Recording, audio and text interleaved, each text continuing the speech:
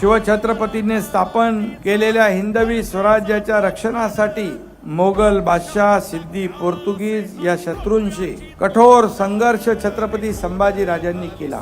छत्रपती संभाजी महाराजांना टक्कर देईल असा योद्धा त्यावेळी अखंड हिंदुस्थानामध्ये नव्हता, हे देखील राजांचं कर्तृत्व होतं।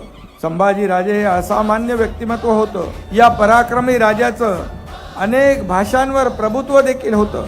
धर्माभिमानी, समाजकारणी, राजकारणी, अर्थकारणी अशा अनेक क्षेत्रात आपलं निर्विवाद वर्चस्व छत्रपती संभाजी राजांनी गाजवलं होतं। ज्या छत्रपती संभाजी महाराज यांचा औरंगजेबाने अतिशय छळ केला, हाल केले आणि 40 दिवस त्यांना सांगितलं तुम्ही धर्म बदला, धर्मांतर करा आणि तुम्हाला जीवदान देण्याची अट त्यांना घातली, परंतु संभाजी राजांनी त्याला स्पष्टपणे नकार दिला।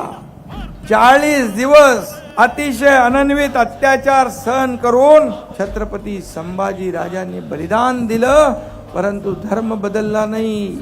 असे छत्रपती संभाजी राजे या राज्याला, या देशाला दिशादर्शक म्हणून ठरले, आदर्शवत ठरले।